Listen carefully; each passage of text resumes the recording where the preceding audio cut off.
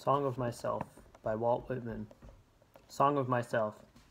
I celebrate myself and sing myself, and what I assume you shall assume, for every atom belonging to me as good belongs to you.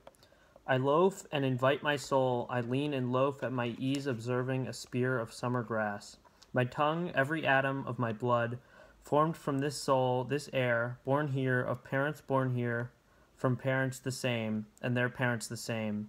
I, now 37 years old, in perfect health begin, hoping to cease not till death. Creeds and schools in abeyance, retiring back a white sufficed at what they are, but never forgotten. I harbor for good or bad. I permit to speak at every hazard, nature without check, with original energy. Houses and rooms are full of perfumes, and shelves are crowded with perfumes. I breathe the fragrance myself, and know it and like it. The distillation would intoxicate me also, but I shall not let it. The atmosphere is not a perfume. It has no taste of the distillation. It is odorless.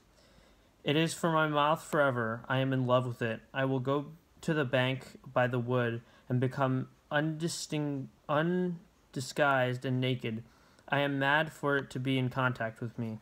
The smoke of my own breath, echoes, ripples, buzzed whispers, love root, silk thread, crotch and vine, my respiration and inspiration, the beating of my heart, the passing of blood and air through my lungs, the stiff of green leaves and dry leaves, and of the shore and dark-colored sea rocks, and of hay in the barn.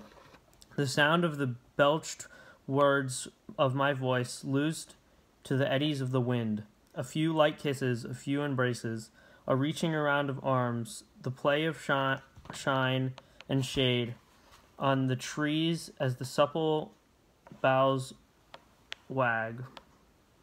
The delight alone, or in the rush of the streets, or along the fields and hillsides, the feeling of health, the moon till full noon trill, the song of me rising from bed and meeting the sun.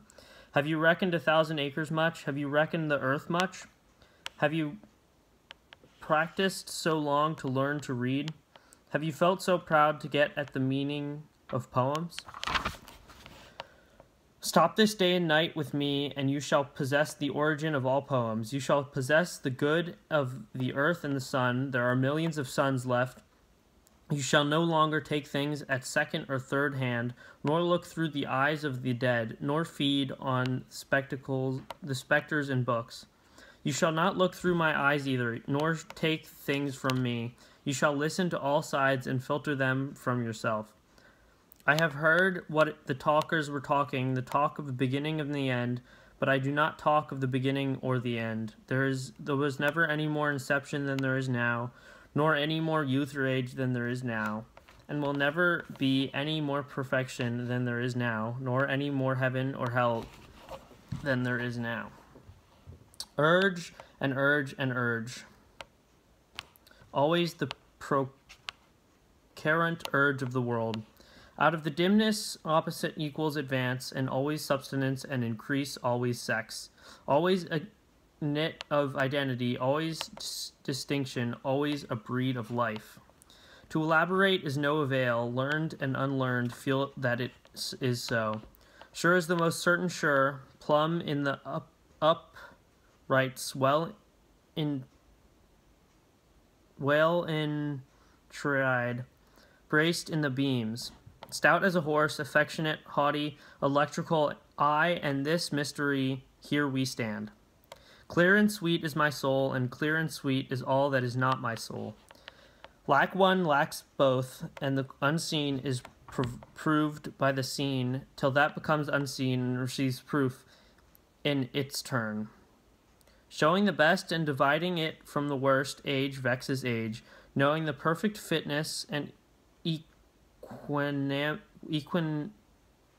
equanimity of things. While they discuss, I am silent, and go bathe and admire myself. Welcome is every organ and attribute of me and of any man, hefty and clean.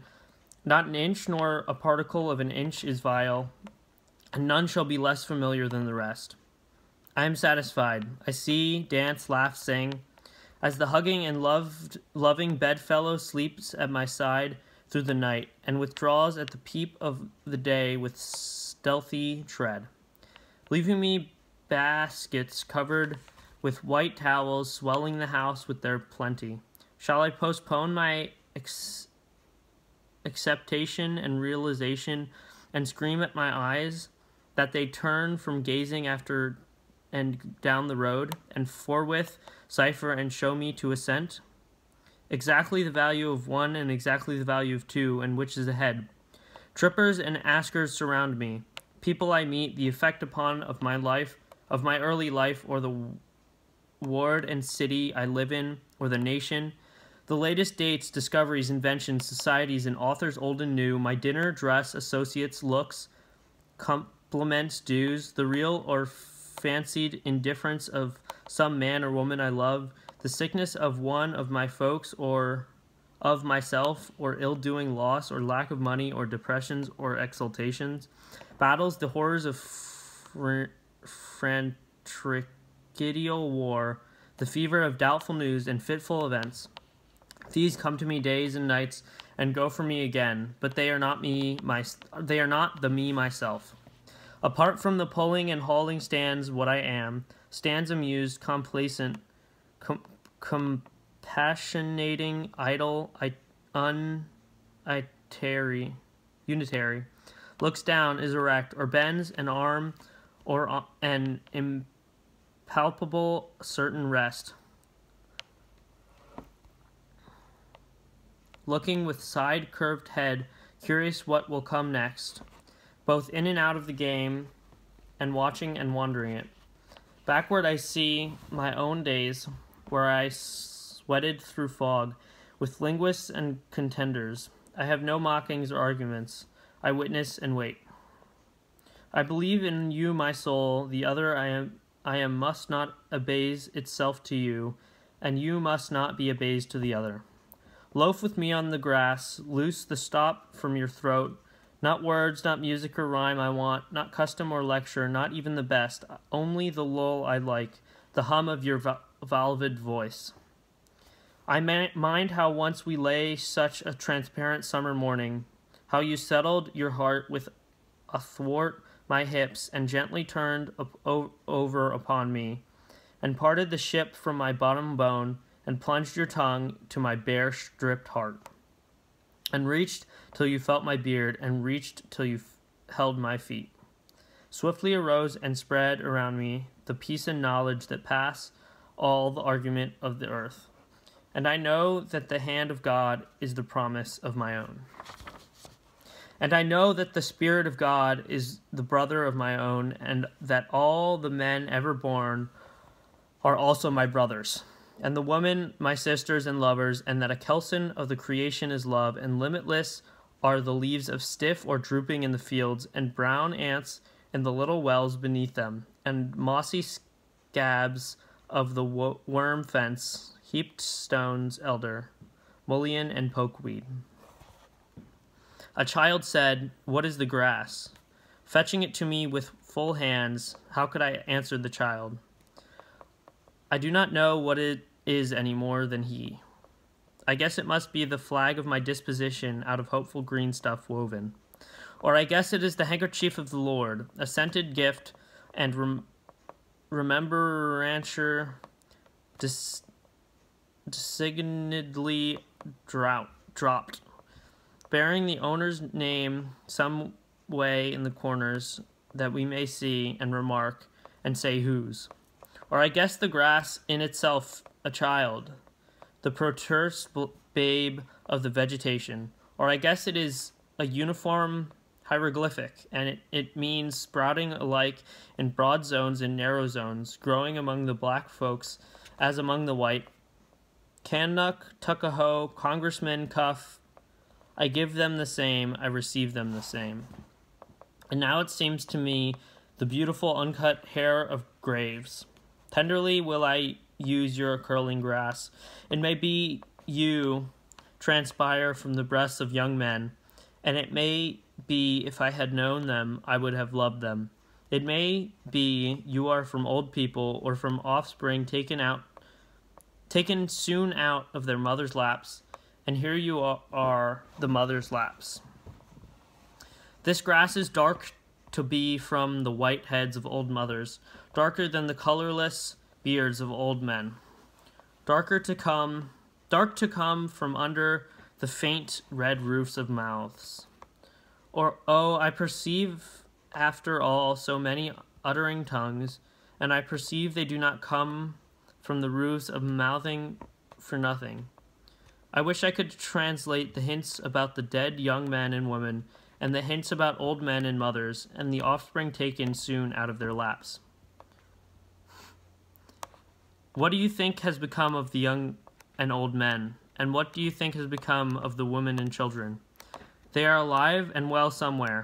The smallest sprout shows there is really no death. And if ever there was, it led forward life, and does not wait at the end to arrest it, and ceased the moment life appeared. All goes onward and outward. Nothing collapses, and to die is different from what anyone supposed, and luckier. Has anyone supposed it lucky to be born? I hasten to inform him or her it is just as lucky to die, and I know it.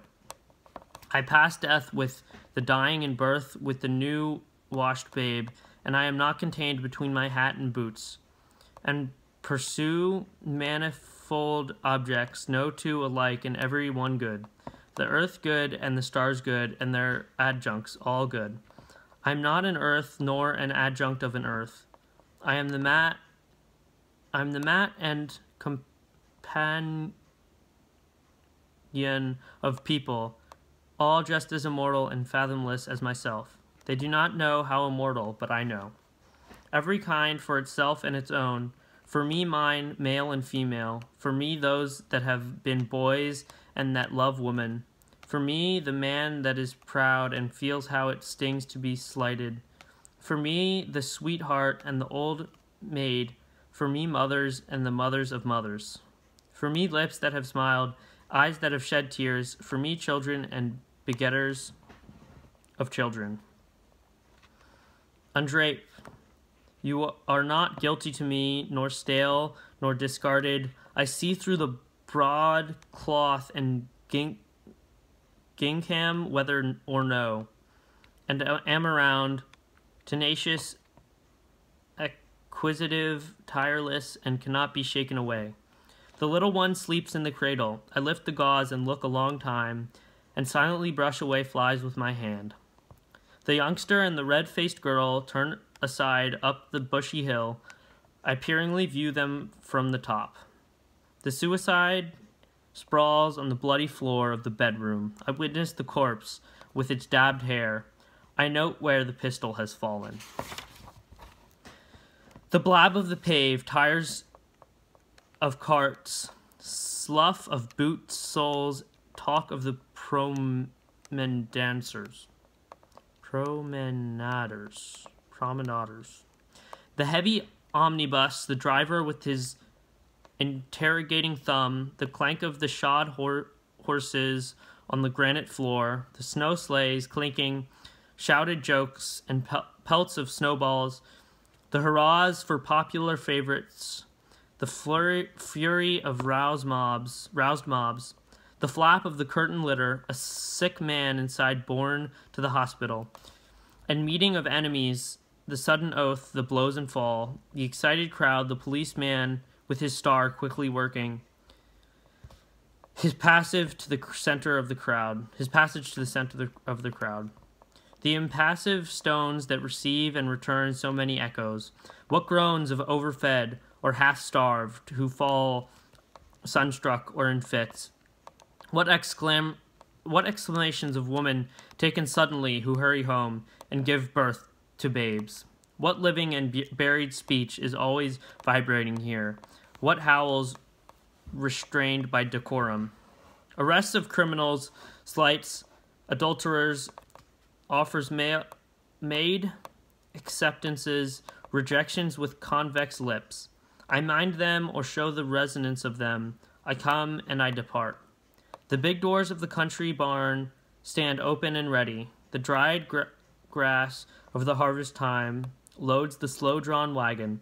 The clear light plays on the brown, gray, and green intertangled.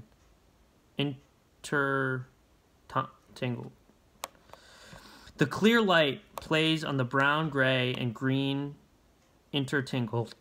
The armfuls are packed to the stagging mow. I am there. I help. I come stretched atop of the load. I felt its soft jolts, one leg reclined on the other. I jumped from the cross beams and seized the clover and Timothy, and roll head over heels and tangle my hair full of wisps. Alone far in the wilds and mountains I hunt, wandering amazed at my own lightness and glee. In the late afternoon, choosing a safe spot to pass the night, kindling a fire and broiling the fresh-killed game, falling asleep on the gathered leaves with my dog and gun by my side. The Yankee Clipper is under her sky sails. She cuts the sparkle and scud. My eyes settle on the land. I bend at her prow and shout joyously from the deck. The boatmen and clam diggers arose early and stopped for me. I tucked my trouser ends in my boots and went and had a good time. You should have been with us that day round the chowder kettle. I saw the marriage of the trapper in the open air in the far west. The bride was a red girl. Her father and his friends sat near the cross-legged and dumbly smoking. They had moccasins to their feet and large thick blankets hanging from their shoulders. On a bank lounged the trapper. He was dressed mostly in skins. His luxuriant beard and curls protected his neck. He held his bride by the hand. She had long eyelashes. Her head was bare. Her corpse straight locks descended upon her voluptuous limbs and reached to her feet. The runaway slave came to my house and stopped outside. I heard his motions crackling the twigs of the woodpile. Through the swung half door of the kitchen, I saw him limply and weak, and went where he sat on a log and led him in and assured him, and brought water and filled a tub for his sweaty, bloody, and bruised feet, and gave him a room that entered from my own, and gave him some coarse, clean clothes, and remember perfectly well his revolving eyes and his awkwardness, and remember putting plasters on the galls of his neck and ankles. He stayed with me a week before he was recuperated and passed north. I had him sit next me at table. My firelock leaned in the corner. 28 young men bathe in my shore. 28 young men, and all so friendly. 28 years of womanly life, and all so lonesome. She owns the fine house by the rise of the bank. She hides handsome and richest dressed aft the blinds of the window. Which of the young men does she like the best? Ah, the homeliest of them is beautiful to her. Where are you off to, lady? For I see you. You splash in the water, yet stay stock still in your room. Dancing and laughing along the beach came the 29th bather. The rest did not see her, but she saw them and loved them. The beards of the young men glistened with wet. It tanned from their long hair. Little streams passed all over their bodies. An unseen hand also passed over their bodies, descended tremblingly from their temples and ribs. The young men float on their backs. Their white bellies bulge to the sun. They do not ask who seizes fast to them. They do not know who puffs and declines with pendant and bending arch. They do not think whom they spouse with spray. The butcher boy puts off his killing clothes or sharpens his knife at the stall in the market. I loiter, enjoying his repartee, and shuffle and break down. Blacksmiths with grimed and hairy chests environ the anvil. Each has his main sledge. They are all out. There is a great heat in the fire. From the cinder-strewed threshold I follow their movements. The lithe sheer of their waists plays even with their massive arms. Overhand the hammers swing, overhand so slow, overhand so sure. They do not hasten, each man hits in his place. The Negro holds firmly the reins of 4 horses. The block swags underneath on its tied-over chain. The Negro that drives the long dray of the stone yard, steady and tall, he stands poised on one leg on the string piece. His blue shirt exposes his ample neck and breast, loosens over his hip band. His glance is calm and commanding. He tosses the slouch of his hat away from his forehead. The sun falls on his crispy hair and mustache, falls on the black of his polished and perfect limbs. I behold the picturesque giant and love him, and I do not stop there. I go with the team also. In me, the caresser of life, wherever moving, backward as well as forward slewing, to niches aside and junior bending, not a person or object missing, absorbing all to myself for this song. Oxen that rattle the yoke and chain or halt in the leafy shade, what is it that you express in your eyes? It seems to me more than all the point I have read in my life. My tread scares the wood drake and wood duck on my descant, and long day ramble. They rise together, they slowly circle around. I believe in these winged purposes, and acknowledge red, yellow, white playing within me, and consider green and violet and the tufted crown international, and do not call the tortoise unworthy because she is not something else. And the jay in the woods never studied the gamut, yet trills pretty well to me. And the look of the bay mare shames silliness out of me. The wild gander leads his flock through the cool night. Yahonk, he says, and sounds it down to me like an invitation. The pet may suppose it meaningless, but I listen close, find its purpose, and place up there towards the wintry sky. The sharp-hoofed moose on the north, the cat on the house sill, the chickadee, the prairie dog, the litter of the grunting sow as they tug at her teats, the brood of the turkey hen, and she with her half-spread wings, I see in them and myself the same old law.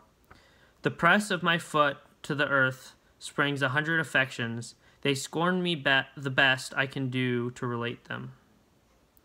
I am enamored of growing outdoors, of men that live among cattle or taste of the ocean or woods, of the buildings and steerers of ships and the wielders of axes and mauls and the drivers of horses.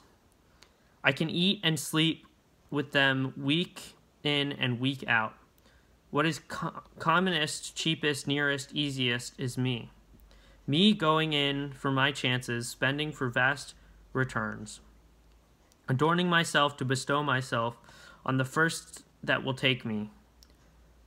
Not asking the sky to come down to my goodwill, scattering it freely forever. The pure contralto sings in the organ loft. The carpenter dresses his plank. The tongue of his foreplane whistles its wild ascending lisp. The married and unmarried children ride home to their Thanksgiving dinner. The pilot seizes the kingpin. He heaves down with a strong arm. The mat sounds braced in the whale boat. Lance and harpoon are ready. The duck shooter walks by silent and cautious stretches. The deacons are ordained with crossed hands at the altar. The spinning girl retreats and advances to the hum of the big wheel. The farmer stops by the bars as he walks on on a first-day loaf and looks at the oats and rye. The lunatic is carried at last to the asylum, a confirmed case. He will never sleep any more than he did in the cot in his mother's bedroom. The Jor printer with gray head and gaunt jaws works at his case. He turns his quid of tobacco while his eyes blur with manuscript. The malformed limbs are tied to the surgeon's table. What is removed drops horribly in a pail. The quadroom girl is sold at auction stand. The drunkard nods by the bar room stove. The machinist rolls up his sleeves. The policeman travels his beat. The gatekeeper marks who pass. The young fellow drives the express wagon. I love him, though I do not know him. The half-breed straps on his light boots to compete in the race. The western turkey shooting draws old and young. Some lean on their rifles, some sit on logs. Out from the crowds steps the marksman, takes his position, leaves his pierce. The groups of newly come immigrants cover the wharf or levee. As the woolly pates hoe in the sugar field, oversteer views them from his saddle. The bugle calls in the ballroom. The gentlemen run for their partners. The dancers bow to each other. The youth lies awake in the cedar-roofed garret and hangs to the musical rain. The wolverine sets traps on the creek that helps fill the Huron. The squaw, wrapped in her yellow-hemmed cloth, is offering moccasins and bead bags for sale. The connoisseur peeks along the exhibition gallery with half-shut eyes bent sideways. As the deckhand makes fast the steamboat, the plank is thrown for the shore-going passengers. The young sister holds out the skein while the elder sister winds it off in a ball and stops now and then for the knots. The one-year wife is recovering and happy, having a week ago born her first child. The clean-haired Yankee girl works with her sewing machine or in the factory or mill. The paving man leans on his two-handed rammer. The reporter's lead flies swiftly over the notebook. The sign partner is lettering with blue and gold. The canal boy trots on the towpath. The bookkeeper counts at his desk. The shoemaker waxes his thread. The conductor beats time for the band, and all the performers follow him. The child is baptized. The convert is making his first professions. The regatta is spread on the bay. The race is begun. How the white sails sparkle. The drover watching his drove sings out to them that would stray. The peddler sweats with his pack on his back. The purchaser higging about the odd cent. The bride unrumples her white dress. The minute hand of the clock moves slowly. The opium eater reclines with rigid head and just opened lips. The prostitute drags her shawl, her bonnet bobs on her tipsy and pimpled neck. The crowd laugh at her blackened oaths. The men jeer and wink to each other. Miserable, I do not laugh at your oaths nor jeer you. The president, holding a cabinet council, is surrounded by the great secretaries. On the plaza walk three matrons, stately and friendly with twinned arms. The crew of the fish smack pack, repeated layers and of halibut in the hold. The Missourian crosses the plains, toting his wares and his cattle. As the fare collector goes through the train, he gives notice by the jingling of loose change. The floormen are laying the floor, the tinners are tinning the roof, the masons are calling for mortar. In a single file, each shouting his hod, pass onward the laborers. Seasons pursuing each other, the indescribable crowd is gathered. It is the 4th of 7th month. What salutes of cannon and small arms. Seasons pursuing each other, the plower plows, the mower mows, and the winter grain falls in the ground. Off on the lakes, the pike fisher watches and waits by the hole in the frozen surface. The stumps stand thick round the clearing. The squatter strikes deep with his axe. Flat boatmen make fast towards dusk near the cottonwood or pecan trees. Coon seekers go through the regions of the Red River or through those drained by Tennessee or through those of the Arkansas. Torches shine in the dark that hangs on the Chattahoochee or Altamaha. Patriarchs sit at supper with sons and grandsons and great-grandsons around them, and walls of adobe and canvas tents rest hunters and trappers after their day's sport.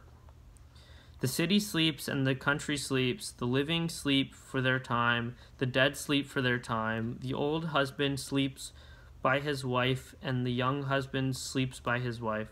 And these tend inward to me, and I tend outward to them.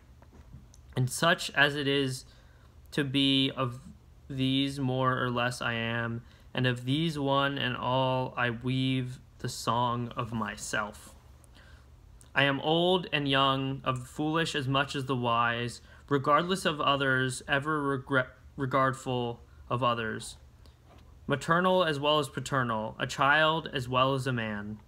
Stuffed with the stuff that is coarse, and stuffed with the stuff that is fine.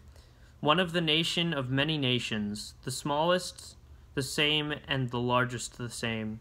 A southerner soon as a northerner, a planter nonchalant and hospitable, down by the Oconee I live.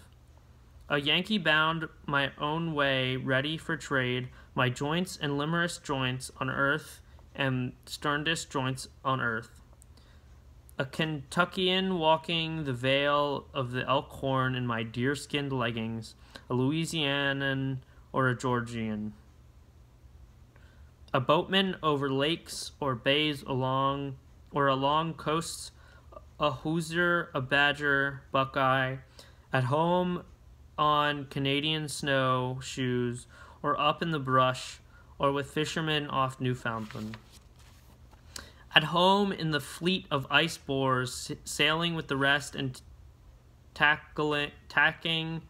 At home on the hills of Vermont, or in the woods of Maine, or in the Texan ranch, comrade of Californians, comrade of free Northwesterners, loving their big proportions.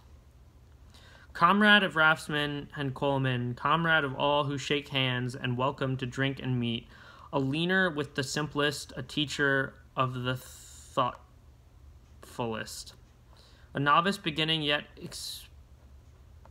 experiate of myriads of seasons, of every hue and castle am I, of every rank and religion, a farmer, mechanic, artist, gentleman, sailor, Quaker, prisoner, fancy man, rowdy, lawyer, physician, priest.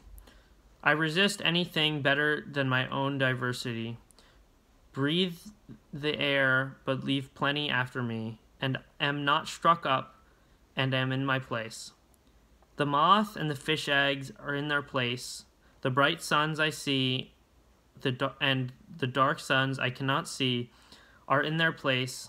The palpable is in its place, and the impalpable is in its place. There are really the thoughts of all men in all ages and lands. They are not unoriginal with me. If they are not yours as much as mine, they are nothing, or next to nothing. If they are not the riddle and the untrying of the riddle, they are nothing. If they are not just as close as they are distant, they are nothing. This is the grass that grows whenever the land is and the water is.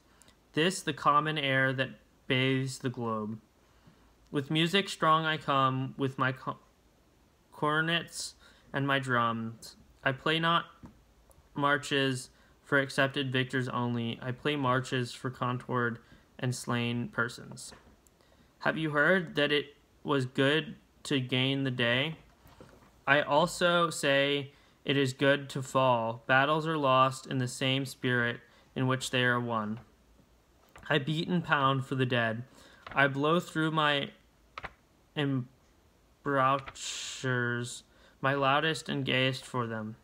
Vivas to those who have failed, and to those whose war vessels sank in the sea, and to those themselves who sank in the sea, and to all generals that lost engagements, and all overcome heroes, and the numberless unknown heroes equal to the greatest heroes unknown.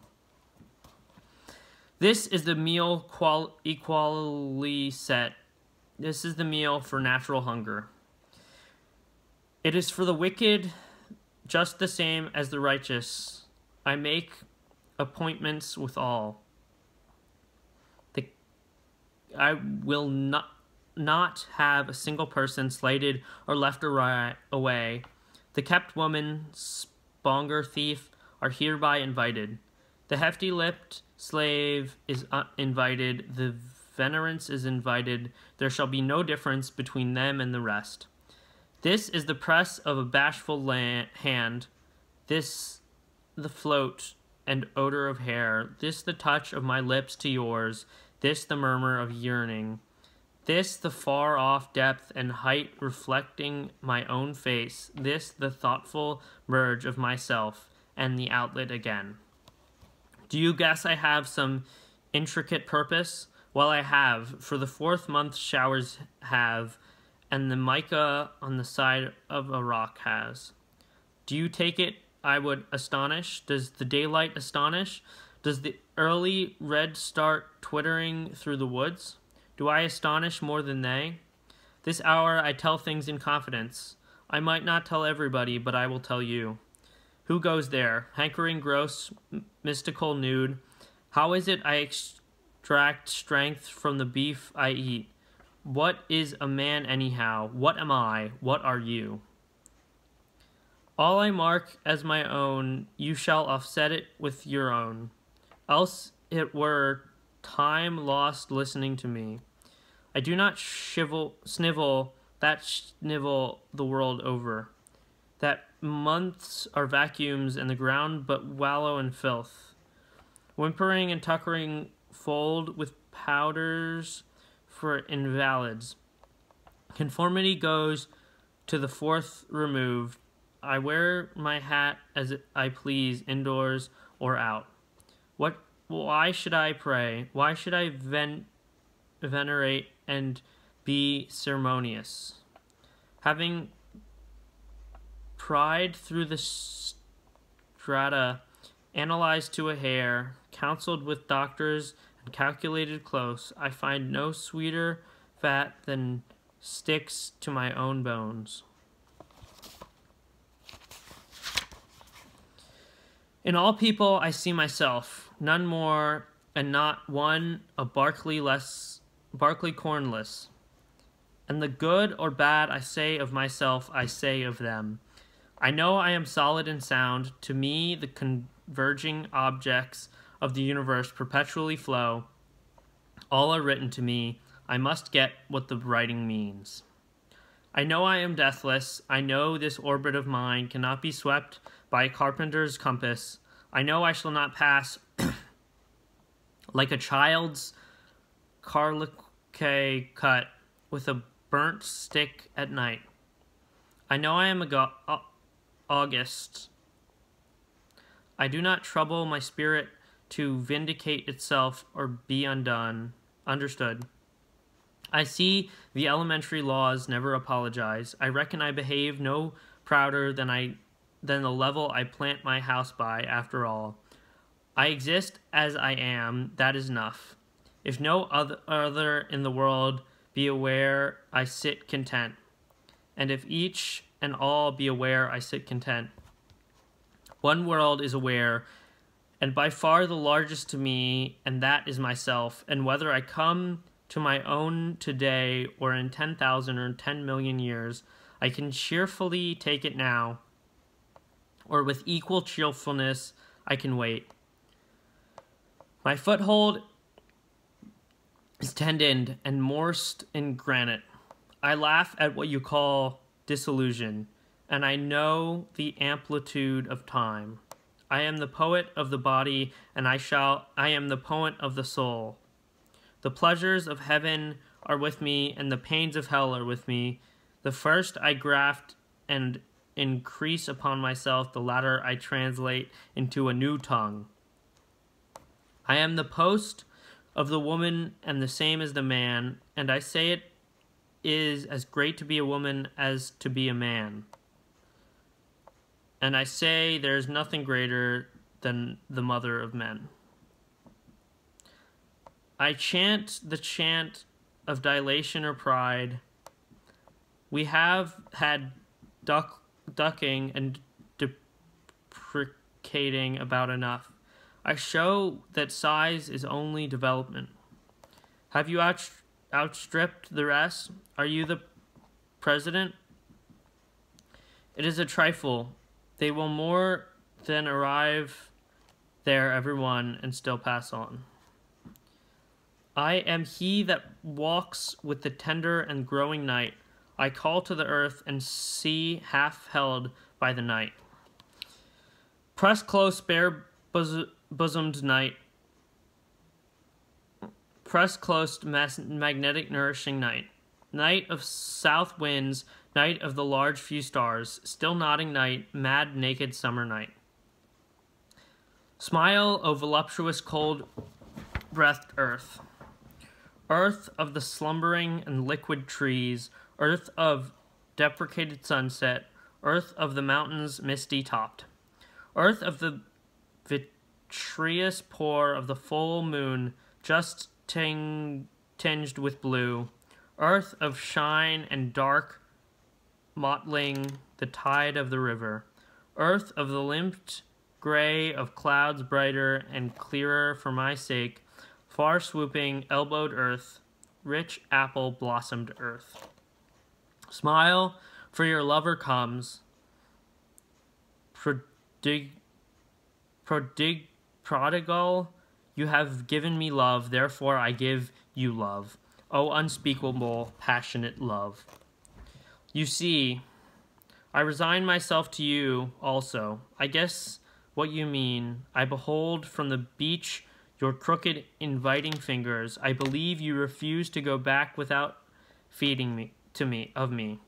We must have a turn together. I undress. Hurry me out of sight of the land. Cushion me soft. Rock me in billowy drowse. Dash me with amorous wet. I can repay you. Sea of stretched ground swells. Sea breathing broad and convulsive breaths. Sea of the brine of life and of unshoveled, yet always ready graves. Howler and scooper of storms, capricious and dainty sea, I am integral with you. I too am one of phase and of all phases. Partaker of influx and efflux, I extroller of hate and conculation, extroller of amies and those that sleep in each other's arms. I am he arresting sympathy. Shall I make my list of things in the house and skip the house that supports them? I am not the poet of goodness only. I do not decline to be the poet of wickedness also. What blunt is this about virtue and about vice? Evil propels me, and reform of evil propels me. I stand indifferent. My gate is no fault finder's or rejecter's gate. I moisten the roots of all that has grown. Did you fear some scrofula out of the unflagging pregnancy? Did you guess the celestial laws are yet to be worked over and rectified? I find one side a balance and the antipodal side a balance. Soft doctrine as steady help as stable doctrine. Thoughts and deeds of the present out ruse an early start. This minute that comes to me over the past declarations, there is no better than it and now. What behaved well in the past or behaves well today is not such a wonder. The wonder is always and always how there can be a mean man or an infidel. Endless unfolding of words of ages, and mine a word of the modern, the word en masse. A word of the faith that never balks. Here or henceforward, it is all the same to me. I accept time absolutely. It alone is without flaw. It alone rounds and completes all. That mystic, baffling wonder alone completes all. I accept reality and dare not question it. Materialism first and last imbuing. Hurrah for the positive science. Long live exact demonstration. Fetch stone crop mixed with cedar and branches of lilac. This is the lexicographer and the chemist. This made a grammar of the old cartouches. These mariners put the ship through dangerous unknown seas. This is the geologist. This works with the scalpel, and this is a mathematician. Gentlemen, to you the first honors always. Your facts are useful, and yet they are not my dwelling, but I enter by them to an area of my dwelling. Less the reminders of properties told by words, and more the reminders of life untold, and of freedom and extraction, and make short accounts of neuters and geldings, and favor men and women fully equipped, and beat and going of revolt, and stop with fugitives, and them that plot and conspire. Walt Whitman, a cosmos of Manhattan the sun, turbulent, flashy, sensual, eating, drinking, and breeding, no sentimentalist, no stander above men and women or apart from them, no more modest than immodest. Unscrew the locks from the doors, unscrew the doors themselves from their jambs. Whoever degrades another degrades me, and whatever is done or said returns at last to me. Through the laches surging and surging through me, the current and index. I speak the past word primeval. I give the sign of democracy by God. I will accept nothing which cannot have their counterpart on the same terms. Through me many long dumb voices, voices of the interminable generations of prisoners and slaves, voices of the diseases and despairing of the thieves and dwarves, voices of cycles of preparation and acreton, and of the threads that connect the stars, and of wombs, and of the father stuff, and of the rights of them the others are down upon, of the deformed, trivial, flat, foolish, despised, fog and air, beetles rolling, balls of dung. Through me, forbidden voices. Voices of sexes and lusts, voices veiled, and I remove the veil. Voices indecent, by me clarified and transfigured. I do not press my fingers across my mouth. I keep as delicate around the bowels as around the head and heart. Copulation is no more rank to me than death is. I believe in the flesh and the appetites, seeing, hearing, fleeing,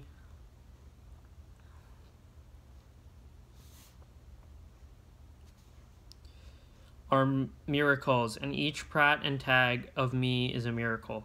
Divine am I inside and out, and I make holy whatever I touch or am touched from. The scent of these armpits, aroma finer than prayer, this head more than crutches, Bibles, and all the creeds. If I worship one thing more than another, it shall be the spread of my own body or any part of it. Translucent mold of me, it shall be you. Shaded ledges and rests, it shall be you. Firm masculine culture, it shall be you. Whatever goes to the tilleth of me, it shall be you. You, my rich blood, your milky stream, pale strippings of my life. Breast that presses against other breasts, it shall be you. My brain, it shall be your opulent convulsions. Root of washed sweet flag, timorous pond snipe, nest of guarded duplicate eggs, it shall be you. Mixed tousled hay of head, beard, brawn, it shall be you. Tricking sap of maple, fiber of manly wheat, it shall be you. Sun so generous, it shall be you. Vapors lighting and shading my face, it shall be you. Your sweaty brooks and dews, it shall be you. Winds whose soft tickling genitals rub against me, it shall be you. Broad, muscular fields, branches of live oak, loving longer. In my winding paths, it shall be you. Hands I have taken, face I have kissed, mortal I have touched, it shall be you. I dote on myself, there is that lot of me, and all so luscious. Each moment and whether happens thrills me with joy. I cannot tell how my ankles bend, nor whence the cause of my fanciest wish, nor the cause of my friendship I emit, nor the cause of the friendship I take again. That I walk up my stoop, I pause to consider if it really be a morning glory at my window satisfies me more than the metaphysics of books, to behold the daybreak. The little light fades and immerses an immense and diaphanous shadows. The air tastes good to my palate. Hefts of the moving world and at innocent gambols, silently rising, freshly exuding, scooting obliquely high and low. Sometimes I cannot see, puts upward libidinous prongs. Seas of bright juice suffice heaven. The earth by the sky stayed with the daily close of their junction, the heaved challenge from the east, that moment over my head, the mocking taunt. See then whether you shall be master. Dazzling and tremendous, how quick the sunrise would kill me, if I could now and always send sunrise out of me. We also ascend dazzling and tremendous as the sun. We found our own O my soul, in the calm and cool of the daybreak. My voice goes after when my eyes cannot reach. With the twirl of my tongue, I encompass words and volumes of words. Speech is the twin of my vision. It is unequal to measure itself. It provokes me forever. It says sarcastically, Walt, you contain enough. Why don't you let it out then? Come now, I will not be tantalized. You conceive too much of articulation. Do you know, O speech, how the buds beneath you are folded? Waiting in gloom, protected by frost, the dirt receding before me, prophetical screams, I underlying causes to balance them at last. My knowledge, my live parts, keeping tally with the meaning of all things, happiness, which whoever hears me, let him or her set out in search of this day. My final merit, I refuse you. I refuse putting from me what I really am. Encompass words, but never try to encompass me. I crowd your sleekest and best by simply looking toward you. Writing and talk do not prove me. I carry the plenum of proof and everything else in my face. With the hush of my lips, I wholly confound the skeptic. Now I will do nothing but listen, to accrue what I hear into this song, to let sounds contribute toward it. I hear bravas of birds, bustle, growing wheat, gossip of flames, clack of sticks, overcooking my meals. I hear the sound I love, the sound of the human voice. I hear all sounds running together, combined, fused, or following. Sounds of the city and sounds of out of the city. Sounds of the day and night, talkative young ones to those that like them. The loud laugh of work people at their meals. The angry bass of disjointed friendship, the faint tones of the sick, the judge with hands tight to the desk, his pallid lips pronounce a death sentence.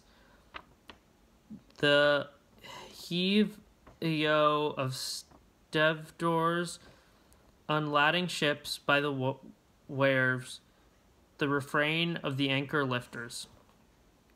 The ring of alarm bells, the cry of fire, the whir of the swift streaking engines and horse carts with premonitory tinkles and colored lights, the steam whistle, the solid roll of the train of approaching cars, the slow march played at the head of the association marching two and two. They go to guard some corpse. The flag tops are draped with black muslin. I hear the violoncillo. 'Tis the young man's heart complaint. I hear the keyed cornet. It guides quickly in through my ears. It shakes mad, sweet pings through my belly and breast. I hear the chorus. It is a grand opera. Ah, this indeed is music. This suits me. A tenor large and fresh as the creation fills me.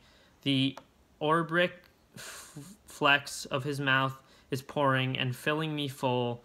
I hear trained soprano. What work with hers is this? The orchestra whirls me wider than Uranus flies. It wrenches such ardors from me, I did not know I possessed them. It sails me, I dab with bare feet.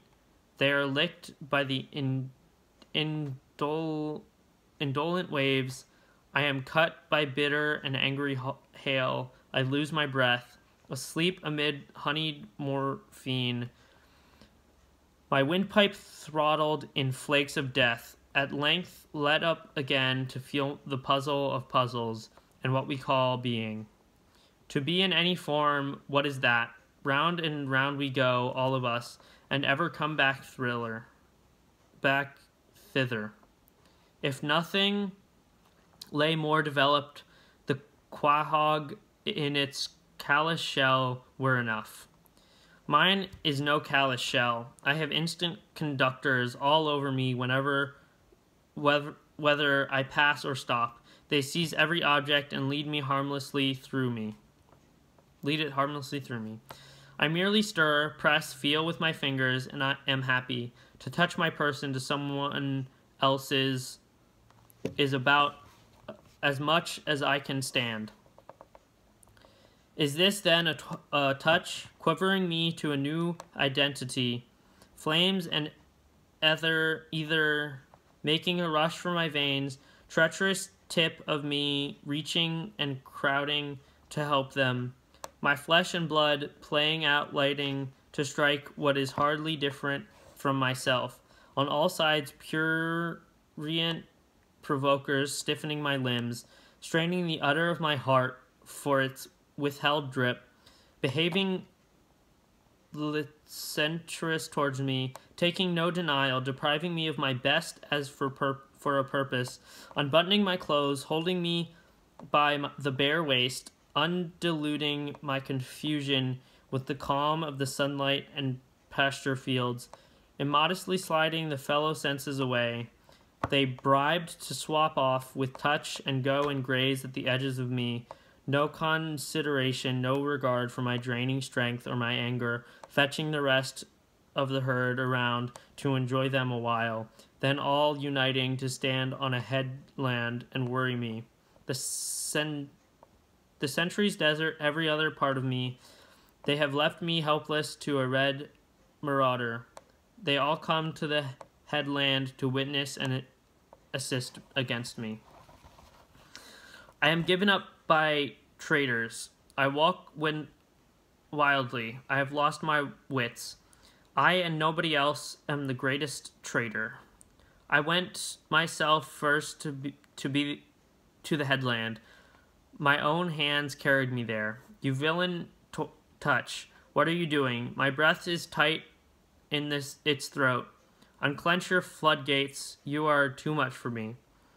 Blind, loving, wrestling touch, sheathed, hooded, sharp-toothed touch. Did it make you ache so, leaving me?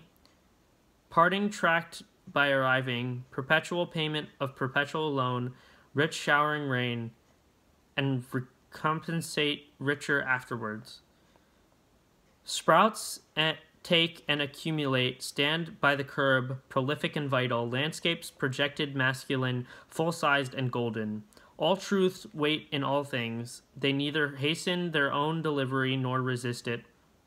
They do not need the obstetric forceps of the surgeon. The insignificant is as big to me as any. What is less or more than a touch? Logic and sermons never convince. The damp of the night drives deeper into my soul. Only what provides itself to every man and woman is so. Only what nobody denies is so. And a minute and a drop of me settle in my brain. I believe the soggy clods shall become lovers and lamps, and a compend of compends is the meat of a man or a woman. And a summit and flower there is the feeding they have for each other, and they are to branch boundlessly out of that lesson until it becomes omnific, and until one and all shall delight us, and we them. I believe a leaf of grass is no less than the journey work of the stars, and the pristine is equally perfect, and a grain of sand and the egg of the wren and the tree toad is a shaft of war for the highest, and the running blackberry would adorn the parlors of heaven, and the narrowest hinge of my hand puts to scorn all machinery, and the cow crunching with depressed head surpasses any statue, and a moose is a miracle enough to stagger sextillions of infidels. I find I incorporate Guinness, coal, long-threaded moss, fruits, grains, esculent roots, and am stuccoed with quadrupeds and birds all over, and have distanced what is behind me for good reason, but call anything back again when I describe it. In vain the speeding or shyness, in vain the platonic rocks send their old heat against my approach, in vain the mastodon retreats beneath its own prowler bones. In vain objects stand leagues off and assume manifold shapes, in vain the oceans settling in hollows and the great monsters lying low, in vain the buzzard houses herself with the sky, in vain the snake slides through the creepers and logs, in vain the elk takes to the inner passes of the woods, in vain the razor-billed ox sails far north to Labrador. I follow quickly, I ascend to the nest of the fissure of the cliff. I think I could turn and live with animals. They are so placid and self-contained. I stand and look at them long and long. They do not sweat and whine about their condition. They do not lie awake in the dark and weep for their sins. They do not make me sick discussing their duty to God. No one is dissatisfied. Not one is determined with the mania of owning things. No one kneels to another, nor is his kind that lived thousands of years ago. No one is respectable or unhappy over the whole earth.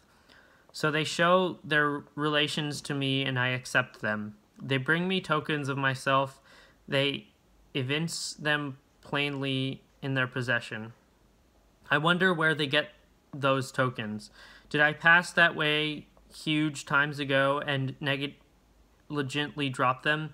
Myself moving forward then, and now and forever, gathering and showing more always with velocity, infinite and omnigenerous, and the like of those among them, not too exclusive towards the reachers of my Rembrandts, picking out here one that I love, and now go with him on brotherly terms.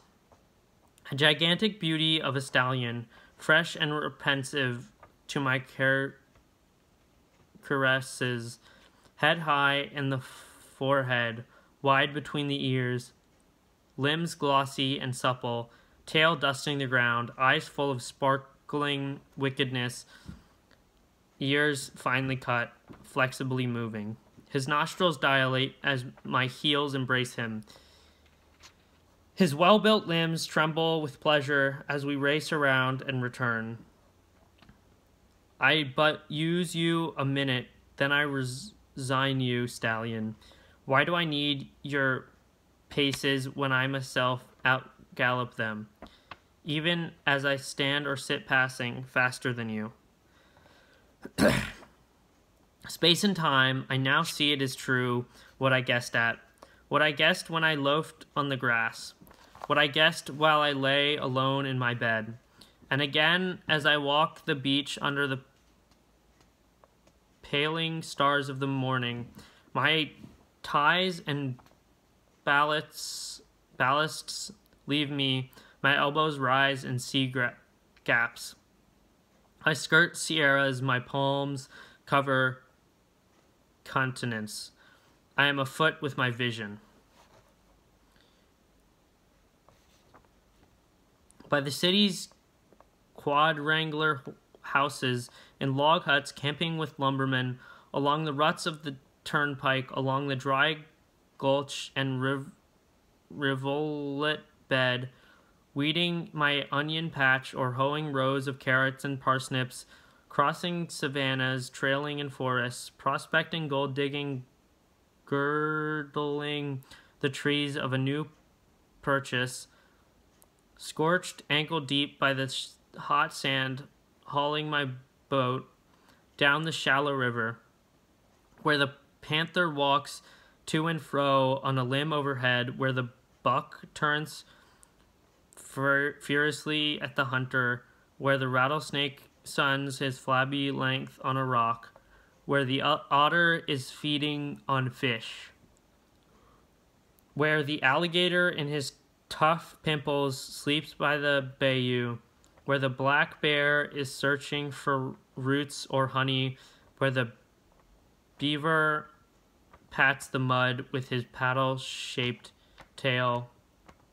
over the growing sugar, over the yellow-flowered cotton plant, over rice in its low, moist field, over sharp-peaked farmhouse with its scalloped scum and slender shoots from the gutters, over the western permission, over the long-leaved corn, over the delicate blue flower flax, over the white and brown buckwheat, a hummer and buzzer there with the rest, over the dusky green of the rye as it ripples and shades in the breeze, scaling mountains, pulling myself cautiously up, holding on by low, scragged limbs, walking the path worn in the grass and beat through the leaves of the brush, where the quail is whistling betwixt the woods and the wheat lot, where the bat flies in the 7th-month eve, where the great gold bug drops through the dark,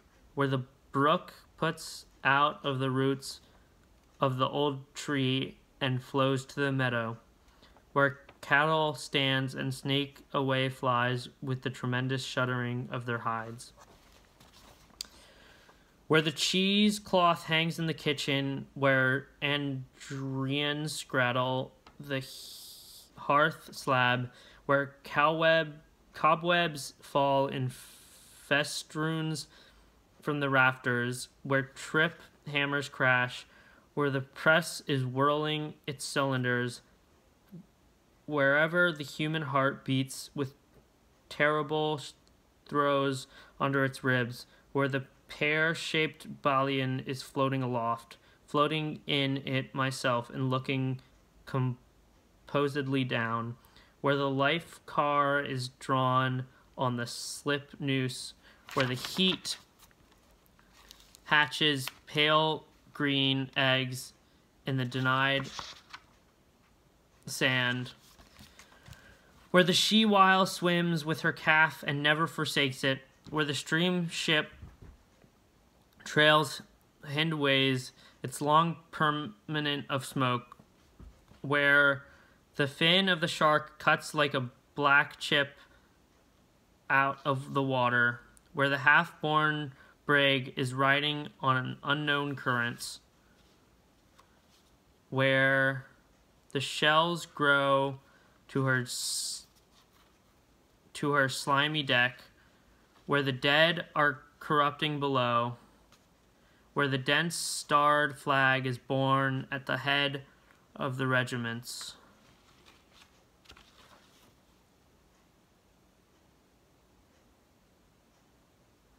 Approaching Manhattan up by the long-stretched island, under Niagara, the cataract falling like a veil over my countenance, upon a doorstep, upon the horse block of hardwood outside, upon the race course, or enjoying picnics or jigs, or a good game of baseball, at he festivals with blackguard gibes, ironical license, bull dances, drinking laughter, at the cider mill, tasting the sweets of the brown mash, sucking the juice through a straw, at apple peelings, wanting kisses for all the red fruit I find, at musters, beach parties, friendly bees, huskings, house raisings, where the mockingbird sounds his delicious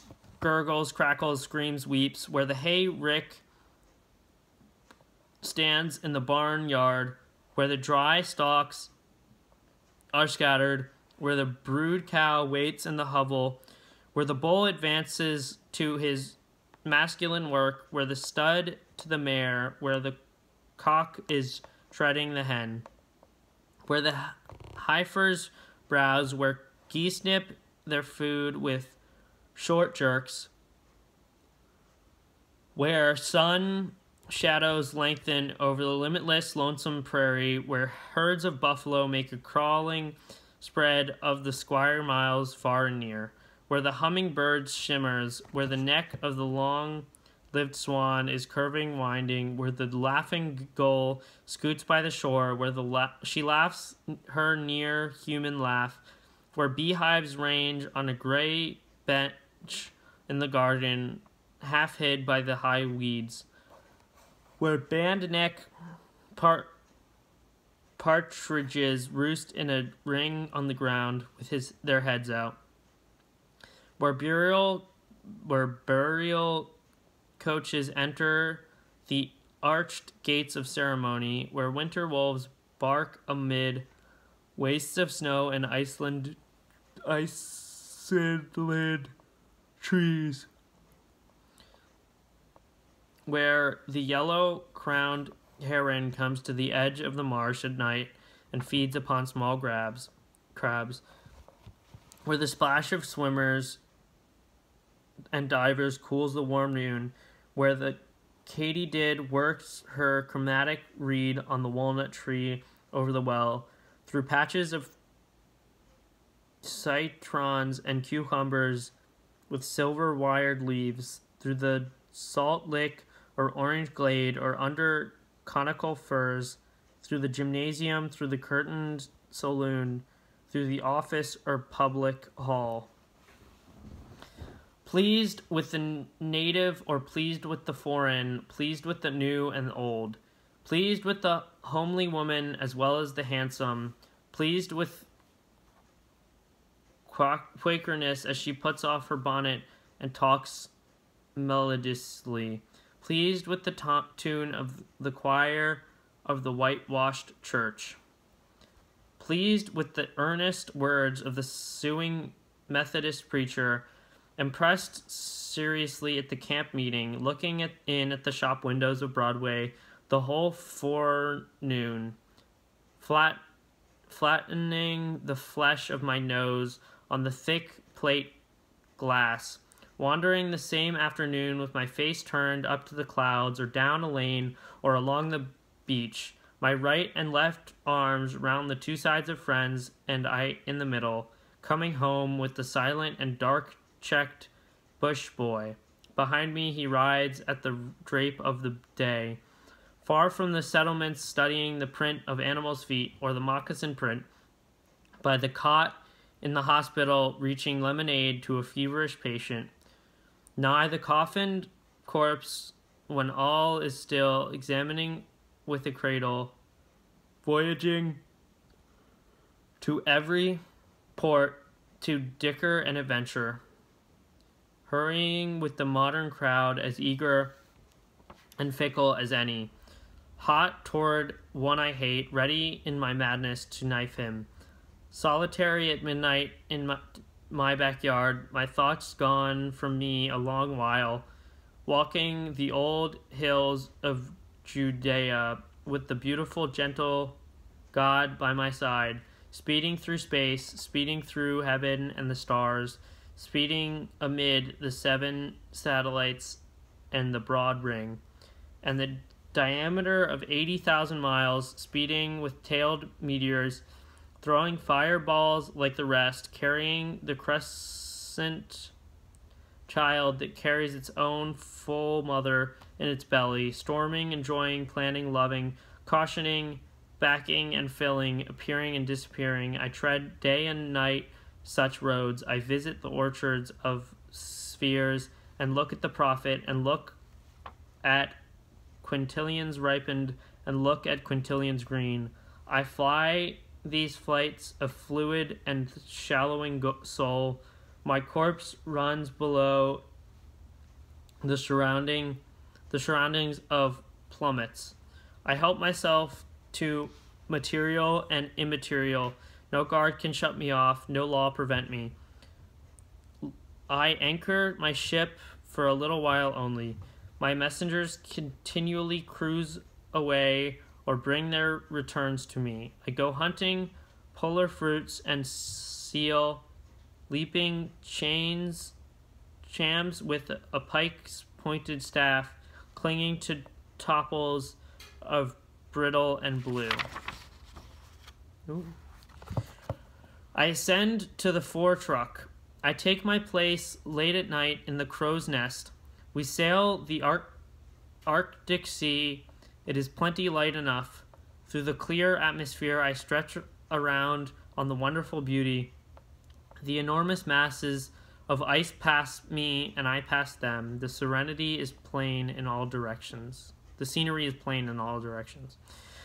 The white-topped mountains show in the distance. I fling out my fancies toward them. We are approaching some great battlefield in which we are soon to be engaged. We pass the colossal outposts of the encampment. We pass with still feet and caution, or we are entering by the Cerberus some vast and ruined city, the blocks and fallen architecture more than all the living cities of the globe. I am a free companion.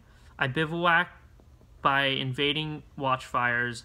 I turn the bridegroom out of bed and stay with the bride myself. I tighten her all night to my thighs and lips.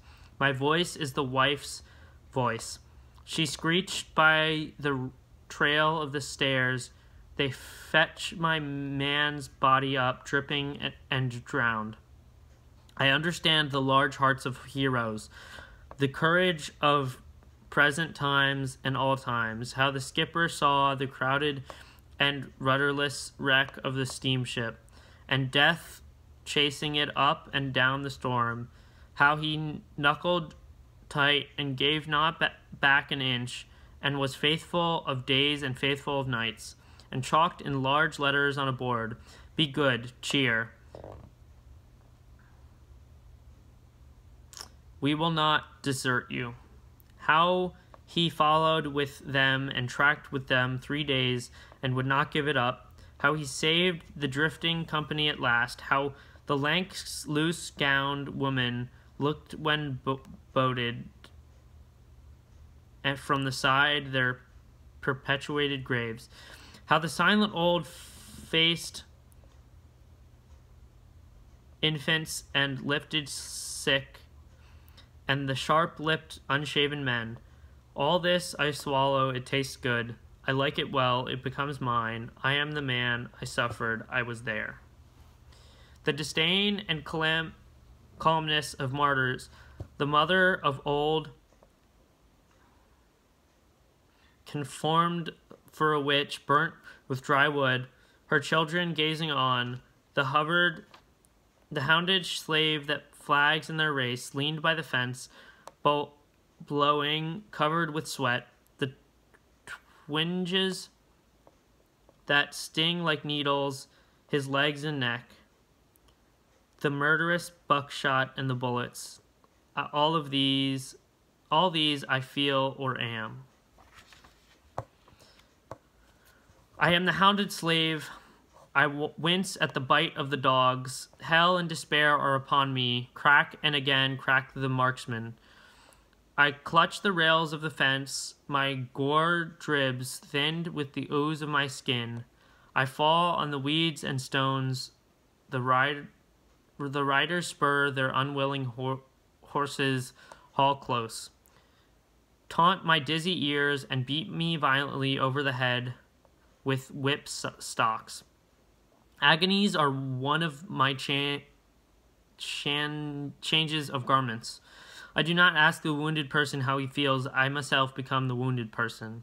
My hurts turn livid upon me as I lean on a cane and observe. I am the marshed fireman with breastbone broken. Tumbling walls buried me in their debris. Heat and smoke I inspired. I heard the yelling shouts of my comrades. I heard the distinct click of their picks and shovels. They have cleared the beams away. They tenderly lift me forth. I lie in the night air in my red shirt. The pervading hush is for my sake. Painless after all, I lie exhausted, but not so unhappy. White and beautiful are the faces around me. The heads are bared of their fire caps. The kneeling crowd faces with the light of the torches. Distant and dead resucate. They show as the dial or move as the hands of me. I am the clock myself. I am an old artillerist. I tell of my fort's bombardment. I am there again. Again the long roll of the drummers, again the attacking cannon mortars, again to my listening ears the cannon responsive. I take part, I see and hear the whole, the cries, crushes, roar, and plaudits for well-aimed shots. The ambulance slowly passing, trailing its red drip, workmen searching after damages, making indispensable repairs, the fall of grenades through the rent roof, the fan-shaped explosion, the whiz of limbs, heads, stone, wood, iron, high in the air. Again gurgles the mouth of my dying general. He furiously waves with his hand. He gasps through the clot. Mind not me, mind the entrenchments. Now I tell what I knew in Texas in my early youth. I tell not the fall of Alamo. Not one escaped to the fall of Alamo. The 150 are dumb, yet at Alamo. 'Tis the tale of the murder in cold blood of 412 young men. Retreating, they had formed in a hollow square with their baggage for breastworks. 900 lives out of the surrounding enemies, 9 times their number, was the price they took in advance. Their colonel was wounded and their ammunition's gone. They treated for an honorable capitulation, received writing and seal, gave up their arms, and marched back prisoners of war. They were the glory of the race of rangers, matchless with horse, rifle, song, supper, courtship, large, turbulent, generous, handsome, proud, and affectionate, bearded, sunburnt, dressed in the face of free costume of hunters, not a single one over 30 years of age. The first day morning, they were brought out in squalls and massacred. It was beautiful early summer. The work commenced about 5 o'clock and was over by 8. None obeyed the command to kneel. Some made a mad and helpless rush. Some stood stark and straight. A few fell at once, shot in the temple or heart. The living and dead lay together. The maimed and mangled dug in the dirt. The newcomers saw them there. Some half killed attempted to crawl away. These were dispatched with bayonets or battered with blunts of muskets. A youth not 17 years old seized his assassin till 2 more came to release him. The 3 were all torn and covered with the boy's blood. At 11 o'clock began the burying of the bodies. That is the tale of the murder of 412 young men. Would you hear of an old-time sea fight? Would you learn who won by the light of the moon and stars? List to the yarn as my grandmother's father and sailor told it to me. Our foe was no skulk in his ship, I tell you, said he. His was the surely English pluck, and there is no tougher or truer, and never was and never will be. Along the lowered eve he came horribly raking us. We closed him, the yards entangled, the cannon touched. My captain lashed fast with his own hands. We had received some 18-pound shots under the water. On our lower gun deck, 2 large pieces had burst at the first fire, killing all around and blowing up overhead. Fighting at sundown, fighting at dark, 10 o'clock at night, the full moon went up, our leaks on the gain, and 5 feet of water reported. The master-at-arms, loosening the prisoners confined in the after-hold to give them a chance for themselves. The transit to and from the magazine is now stopped by the sentinels. They see so many strange faces, they do not know whom to trust. Our frigate takes fire. The other asks if we demand quarter. If our colors are struck and the fighting done, now I laugh content, for I hear the voice of my little captain. We have not struck, he composedly cries. We have just begun our part of the fighting. Only 3 guns are in use. One is directed by the captain himself against the enemy's main mast. 2, well served with grape and canister, silenced his musketry and cleared his decks. The tops alone second the fire of this little battery, especially the main top.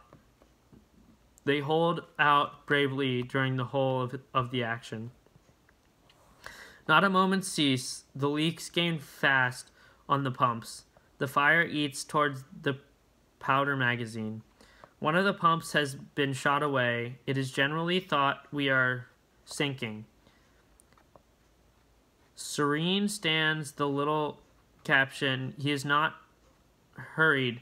His voice is neither high nor low. His eyes give more light to us than our battle lanterns. Toward 12, there in the beams of the moon they surrender to us. Stretched and still lies the midnight, 2 great hulls motionless on the breast of the darkness. Our vessel riddled and slowly sinking, the preparations to pass to the one we have conquered. The captain on the quarter deck coldly giving his orders. Through a countenance white as a sheet. Near by the corpse of the child that served in the cabin, the dead face of an old salt with long white hair and carefully curled whiskers, the flames spite of all that can be done flickering aloft and below, the husky voices of the 2 or 3 officers yet fit for duty, formless stacks of bodies and bodies by themselves, dabs of flesh upon the masts and spars, cut of cordage, dangle of rigging, slight shock of the soothe of waves, black and impressive guns, litter of powder parcels, strong scent, a few large stars overhead, silent and mournful shining.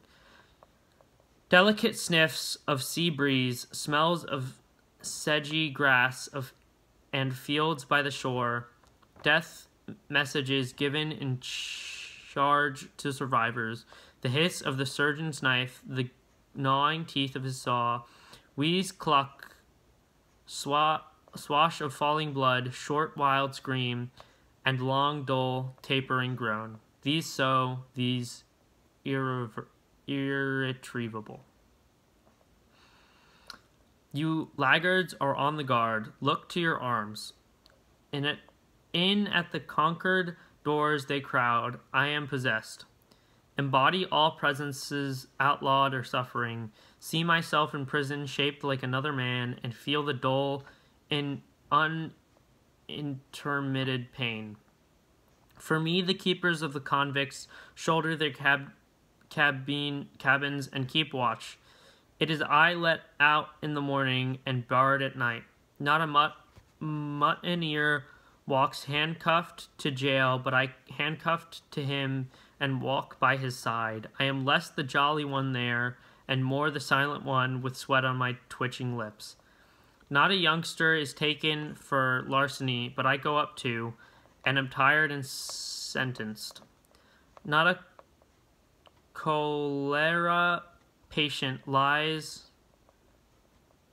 at the last gasp, but I also lie at the last gasp. My face is ash-colored, my sinuses gnarl. Away from me, people retreat. Askers embody themselves in me, and I am embodied in them. I project my hat, sit shamefaced, and beg. Enough, enough, enough. Somehow I have been stunned. Stand back. Give me a little time beyond my cuffed head. Slumbers, dreams, gasping. I discover myself on the verge of a usual mistake. That I could forget the mockers and insults. That I could forget the tricking tears and the blows of the bludgeonous and hammers. That I could look with a separate look on my own crucifixion and bloody crowning.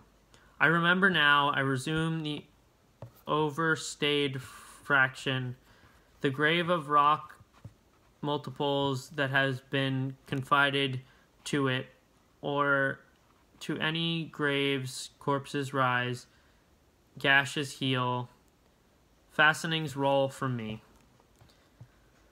I troop forth, replenished with supreme power, one of an average, unending procession.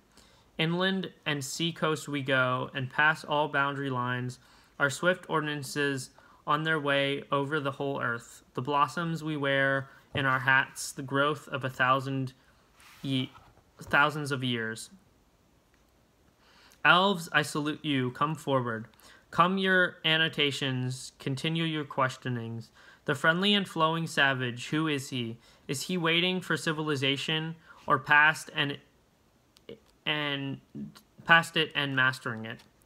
Is he some Southwesterner raised outdoors? Is he Canadian? Is he from Mississippi country, Iowa, Oregon, California, the mountains, prairie life, bush life, or sailor from the sea? Wherever he goes, men and women accept and desire him. They desire he should like them, touch them, speak to them, stay with them. Behavior lawless as snow, flakes, wounds, simple as grass, uncombed head, laughter, and naivete. Slow stepping feet, common features, common modes, and emanations. They descend in new forms from the tips of his fingers. They are wafted from the odor of his body or breath. They fly out of the glance of his eye. Flaunt of the sunshine, I need not your bask lie over. You light surfaces only, I force surfaces and deaths also. Earth, you seem to look for something at my hands. Say, old top-knot, what do you want? Man or woman, I might tell how I like you, but cannot, and might tell what it is in me and what it is in you, but cannot, and might tell that pining I have, that pulse of my nights and days. Behold, I do not give lectures or a little charity. When I give myself. You there, impotent, loose in the knees, open your scarfed chops till I blow grit within you. Spread your palms and lift the flaps of your pockets. I am not to be denied. I compel. I have stores plenty and to spare, and anything I bestow. I do not ask who you are. That is not important to me. You can do nothing and be nothing, but what I will enfold you. To cotton field drudge or cleaner or of prives I lean. On his right cheek I put the family kiss, and in my soul I swear I never will deny him. On women fit for conception I start bigger and nimbler babes. This day I am jetting the stuff of far more arrogant republics.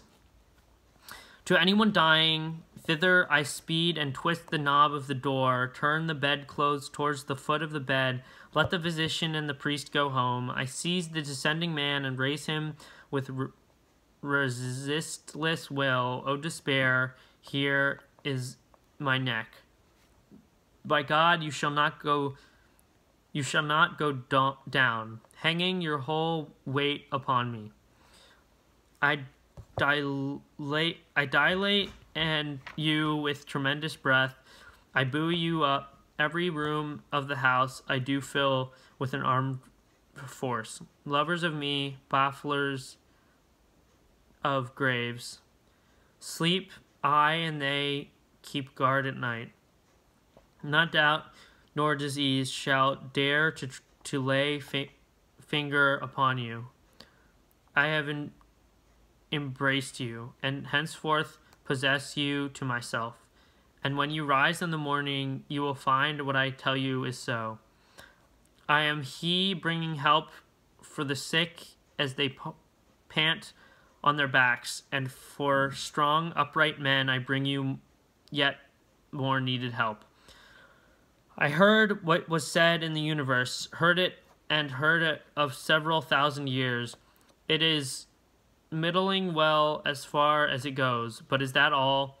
Magnifying and applying come I, outbidding at the start of old cautious hucksters,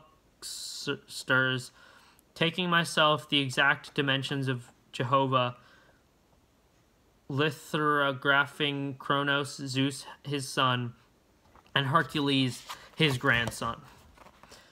Buying drafts of Osiris, Isis, Belus, Brahma, Buddha, in my portfolio, placing Manito loose, Allah on a leaf, the crucifix engraved within Odin, and the hideous-faced Mexitli, and every idol image, taking them all for what they are worth, and not a cent more. Admitting they were alive and did the work of their days. They bore mites as for unfledged birds who have now to rise and fly and sing for themselves. Accepting the rough deific sketches to fill out better in myself, bestowing them freely on each man and woman I see, discovering as much or more in a framer farming a house, putting higher claims for that him there with his rolled up sleeves, driving the mallet and chisel, not obstructing to special revelations, considering a curl of smoke or a hair on the back of my hand just as curious as any revelation. Lads a hold of fire engines and hook and ladder ropes no less to me than the gods of antique wars. Minding their voices peal through the crash of destruction, their brawny limbs passing safe over charred laths, their white foreheads whole and unhurt out of the flames, by the mechanic's wife with her babe at her nipple interceding. For every person's born, 3 scythes at harvest whizzing in a row, from 3 lusty angels with shirts bagged out their waists. The snag-toothed holster with red hair, redeeming sins past and to come, selling all he possesses, traveling on foot to fee lawyers for his brother and sit by him while he is tired for forgery. What was strewn in the amplest strewing of the square rod about me, and not filling the square rod then. The bull and bug never worshipped half enough. Dung and dirt more admirable than was dreamed, supernatural of no account, myself waiting my time to be one of the supremes. The day getting ready for me when I shall do as much good as the best, be as prestigious, by my life lumps, becoming already a creator, putting myself here and now to the ambush womb of the shadows, a call in the midst of the crowd, my own voice, orotund, sweeping and final. Come, my children. Come, my boys and girls, my women, household and intimates. Now the performer launches his nerve. He has passed his prelude on the reeds within. Easily written loose finger chords. I feel the thumb of your climax and close. My head slews round my neck. Music rolls, but not from the organ. Folks are around me, but they are no household of mine. Ever the hard, unsunk ground, ever the eaters and drinkers, ever the upward and downward sun, ever the air and the ceaseless tides. Ever myself and my neighbor's refreshing wicked reel, ever the old inexplicable query, ever that thorned thumb. Even that breath of itches and thirsts. Ever the vexer's hoot, till we find where the sly one hides and bring him forth. Ever love, ever the slobbing liquid of life. Ever the bandage under the chin, ever the trestles of death. Here and there with dimes on the eyes waking to feed the greed of the belly, the brains liberally spooning, tickets buying, taking, selling, but into the feast never once going, many sweating, plowing, thrashing, and then the chaff for paying, receiving. A few idly owning, and they the wheat continually claiming. This is the city, and I am one of the citizens. Whatever interests the rest interests me. Politics, wars, markets, newspapers, schools. The mayor and councils, banks, tariffs, steamships, factories, stocks, stores, real estate, and personal estate. The little plentiful mannequins skipping around in collars and tailed coats, I am aware of who they are. They are positively not worms or fleas. I acknowledge the duplicates of myself. The weakest and shallowest is deathless with me. What I do and say the same waits for them. Every through thought that flounders in me, the same flounders in them. I know perfectly well my own egotism, know my omnivorous lines, and must not write any less, and would fetch you, whoever you are, flush within myself. Not words of routine, this song of mine, but abruptly to question, to leap beyond, yet nearer bring. This printed and bound book, but the printer and printing office boy. The well-taken photographs, but your wife or friend close and solid in your arms. The black strap ship maul with iron, her mighty guns in her turrets, but the pluck of the captain and engineers. In the houses and dishes and fare and furniture, but the host and hostess and the look out of their eyes. The sky up there, yet here or next door or across the way, the saints and sages in history, but you yourself? Sermons, creeds, theology, but the fathomless human brain, and what is reason, and what is love, and what is life? I do not despise you, priests, all time, the world over. My faith is the greatest of faiths and the least of faiths. In closing, worship ancient and modern, and all between ancient and modern. Believing I shall come again upon the earth after 5,000 years, waiting responses from oracles, honoring the gods, saluting the sun, making a fetish of the first rock or stump, plowing with sticks in the circle of Obis, helping the Lama or Brahmin as he trims the lamps of the idols, dancing yet through the streets of a phallic procession, wrapped and austere in the woods of a gymnologist, drinking mead from the skull cup to Shastas and Vedas Adamurant, minding the Quran, waking in the Teocallis, spotted with gore from the stone and knife, beating the serpent skin drum, accepting the Gospels, accepting what him that was crucified, knowing assuredly that he is divine, to the Mass kneeling, or the Puritan prayer rising, or sitting paternally in a pew, ranting and frothing in my insane crisis, or waiting dead-like till my spirit arouses me, looking forth on pavement and land, or outside of pavement and land, belonging to the winders of the current circuit of circuits. One of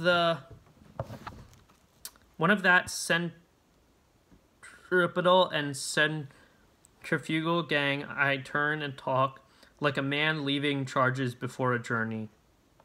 Downhearted doubters, dull and excluded, frivolous, sullen, moping, angry, affected, disheartened, aesthetical, I know every one of you. I know the sea of torment, doubt, despair, and unbelief. How the flukes splash, how they contort rapid as lightning, with spasms and spouts of blood. Be at peace, bloody flukes of doubters and sullen mopers. I take my place among you as much as among any. The place the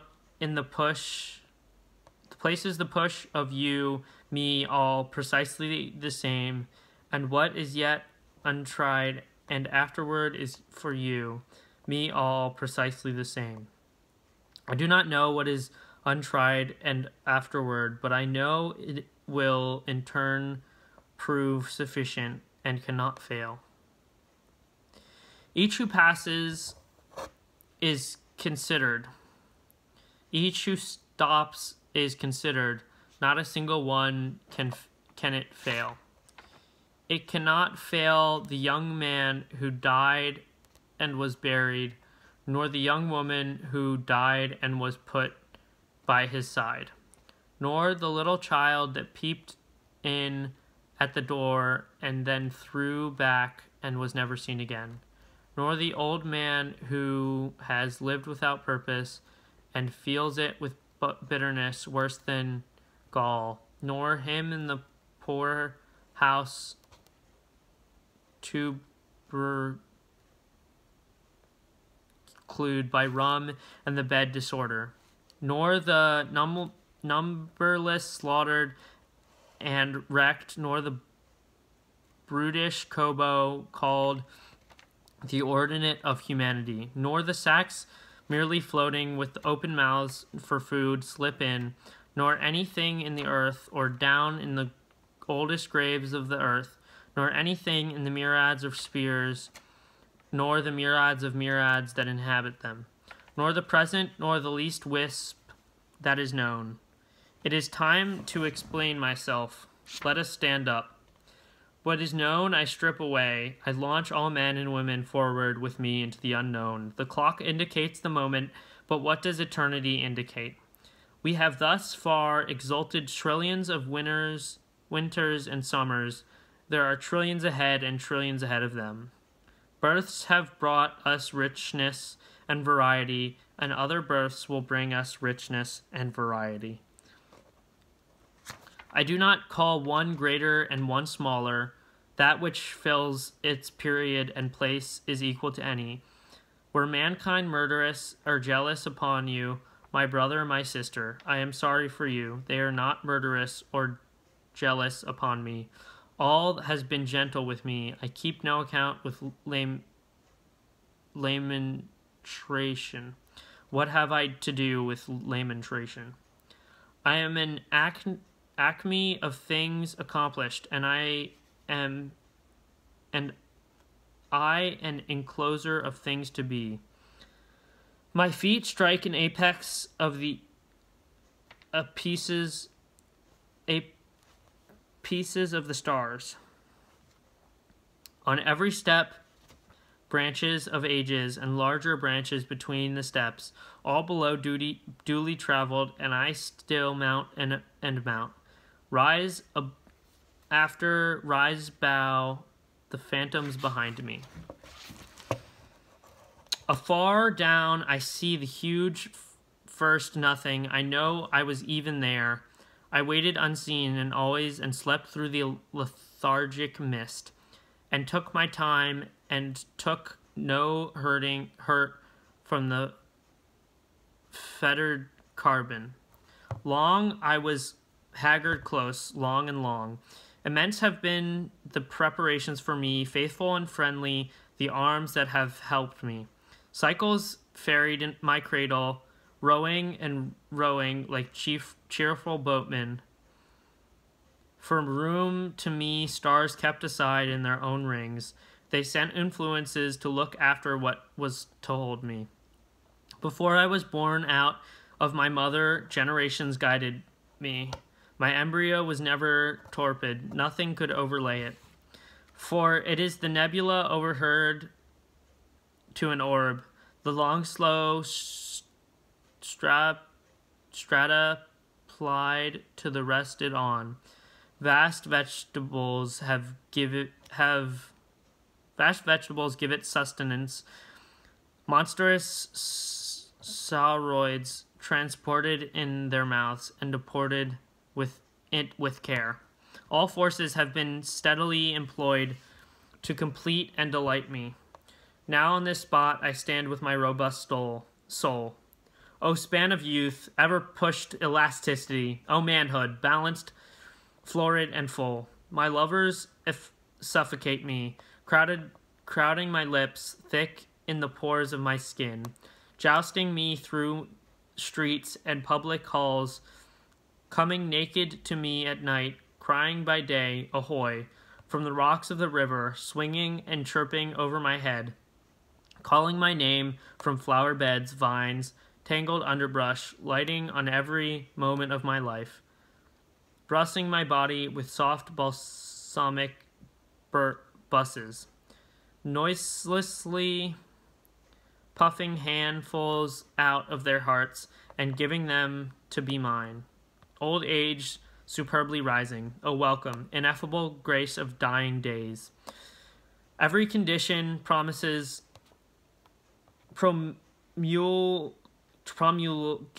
not only itself, it promulgates what grows after and out of itself, and the dark hush promulgates as much as any. I open my scuttle at night and see the far sprinkled systems, and all I see, manipulated as high as I can cipher, edge but the rim of the father systems. Wider and wider they spread, expanding, always expanding, outward and forever outward. My son and his son, and round him obscenity wheels. He joins with his partners and a group of superior circuit, and greater sets follow, making specks of the greatest inside them. There is no stoppage, and never can be stoppage. If I, you, and the worlds, and all beneath or upon their surfaces, were this moment reduced back to a pallid float, it would not avail in the long run. We should surely bring up again where we now stand, and surely go much farther, and then farther and farther. A few quadrillion of years, a few quadrillion of eras, a few octillions of cubic leagues do not hazard the span or make it impatient. They are but parts. Anything is but a part. See ever so far, there is limitless space outside of that. Count ever so much, there is limitless time around that. My rendivorous is appointed, it is certain. The Lord will be there, and wait till I come on perfect terms. The great camerado, the lover true, for whom I pine, will be there. I know I have the best of time and space, and was never measured, and will never be measured, and never will be measured. I tramp a perpetual journey, come listen all. My signs are a rain-proof coat, good shoes, and a stuff cut from the woods. No friend of mine takes his ease in my chair. I have no chair, no church, no philosophy. I lead no man to a dinner table, library exchange, but each man and each woman of you I lead upon a knoll. My left hanging, hooking you around the waist, my right hand pointing to a landscapes of continuous and the public road. Not I, not anyone else can travel that road for you. You must travel it for yourself. It is not far, it is within reach. Perhaps you have even been on it since you were born and did not know. Perhaps it is everywhere on the water and on land. Shoulder your duds, dear son, and I will mine, and let us hasten forth, wonderful cities and free nations we shall fetch as we go. If you tire, give me both burdens, and rest the chuff of your hand on my hip. And in due time you shall repay the same services to me, for after we start we shall never lie by again. This day before dawn I ascended a hill and looked at the crowded heaven, and I said to my spirit, when we become the enfolders of these orbs, and the pleasure and knowledge of everything in them, shall we be filled and satisfied them? And my spirit said, no, we but level that lift to pass and continue beyond. You are also asking my questions, and I hear you. I answer that I cannot answer. You must find out yourself. Find out for yourself. Sit a while, dear son. Here are biscuits to eat, and here is milk to drink. But as soon as you sleep and renew yourself in sweet clothes, I kiss you with a goodbye kiss and open the gate for your eagerness hence. Long enough have you dreamed contemptible dreams. Now I wash the gum from your eyes. You must have it yourself to the dazzle of the light of every moment in your life. Long have you timidly waited, holding a plank by the shore. Now I will you to be a bold swimmer, to jump off in the midst of the sea, rise again, nod to me, shout, and laughingly dash with your hair. I am the teacher of athletes, he that by me spreads a wider breast than my own, provides the width of my own. He most honors my style, who learns under it is to destroy the teacher. The boy I love, the same becomes a man, not through derived power, but in his own right. Wicked rather than virtuitous, out of the conformity of or fear, fond of his sweetheart, relishing his stake, unrequited love, or a sight cutting him worse than sharp steel cuts, first rate to ride, to fight, to hit the bull's eye, to sail a skiff, to sing a song, or play the banjo, preferring scars and the beard and faces pitted with smallpox over all latchers.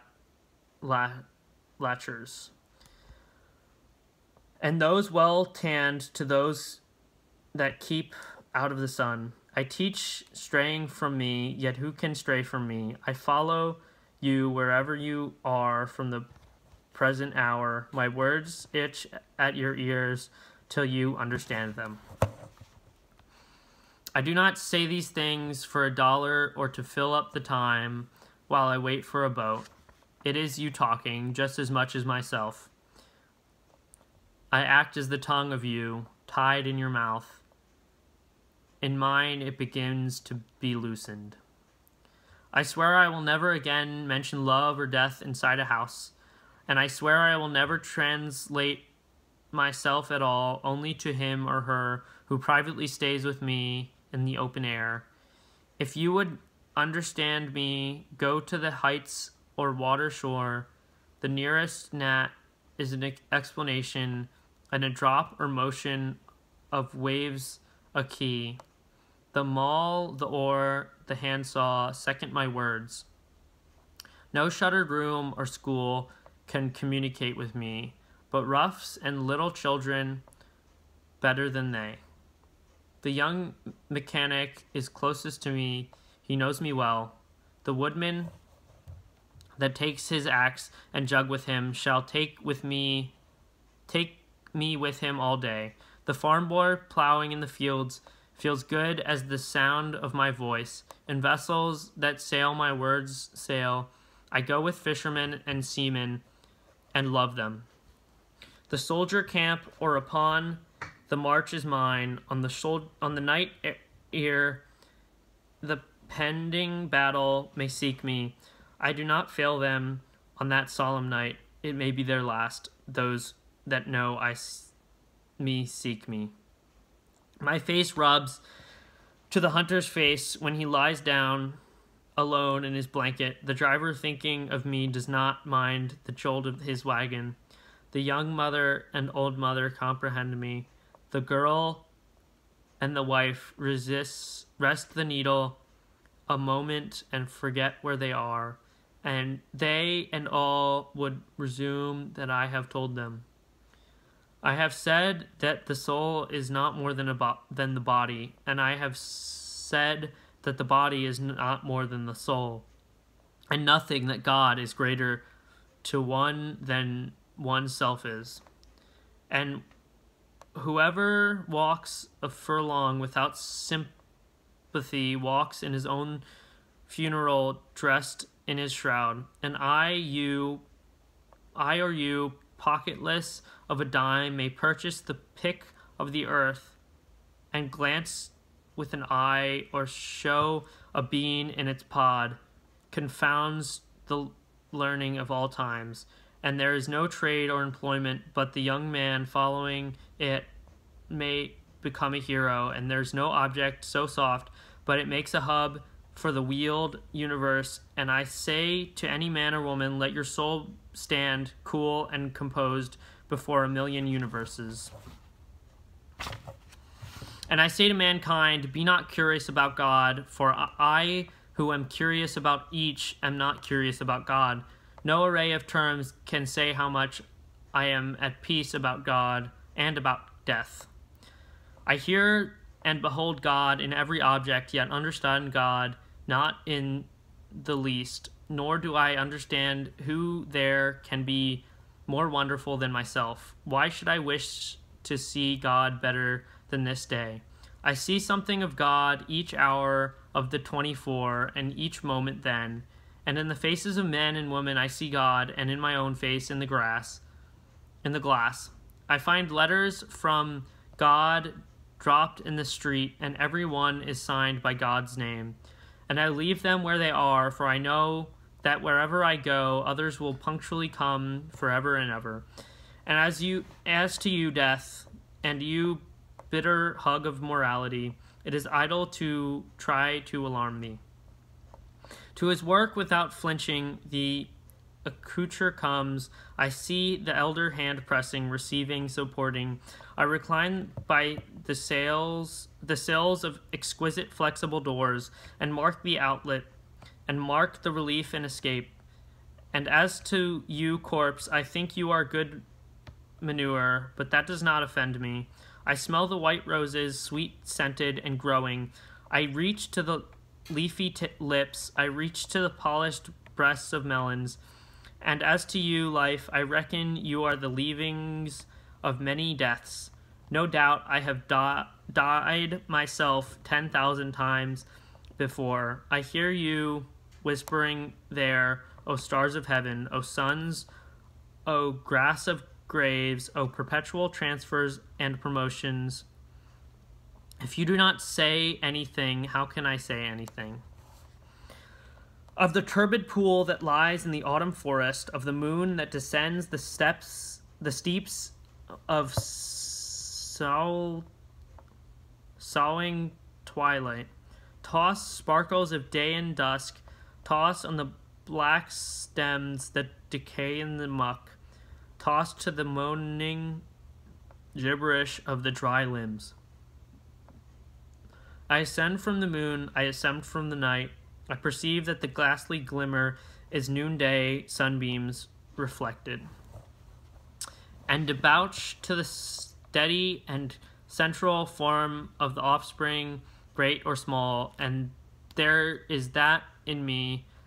I do not know what it is, but I know it is in me. Wretched and sweaty, calm and cool, then my body becomes, I sleep long. I do not know it. It is without name. It is a word unsaid. It is not in any dictionary utterance symbol. Something it swings on more than the earth I swing on. To it, the creation is the friend whose embracing awakes me. Perhaps I might tell more. Outlines. I plead for my brothers and sisters. Do you see, O my brothers and sisters? It is not chaos or death. It is form, union, plan. It is eternal life. It is happiness. The past and present wilt, I have filled them, emptied them, and processed to fill my next fold of the future. Listener up there, what have you to confide to me? Look in my face while I snuff the side of everything. Talk honestly, no one else hears you, and I stay only a minute longer. Do I contradict myself? Very well, then I contradict myself. I am large. I contain multitudes. I concentrate towards them that are nigh. I wait on the door slab. Who has done his day's work? Who will soonest be through with his supper? Who wishes to walk with me? Will you speak before I am gone? Will you prove already too late? The spotted hawk swoops by and accuses me. He complains of my gab and my loitering. I too am not a bit tamed. I too am untranslatable. I sound my barbaric yawp over the roofs of the world. The last scud of my day holds back for me. It flings my likeness after the rest, and true as any on the shallowed winds, it coaxes me to the vapor and the dusk. I depart as air. I shake my white locks at the runaway sun. I effuse my flesh in eddies and drift it in lacy jags. I bequeath myself to the dirt to grow from the grass I love. If you want me again, look for me under your boot soles. You will hardly know who I am or what I mean, but I shall be good health to you nevertheless, and filter and fiber your blood. Failing to fetch me at first, keep encouraged. Missing me one place, search another. I stop somewhere, waiting for you.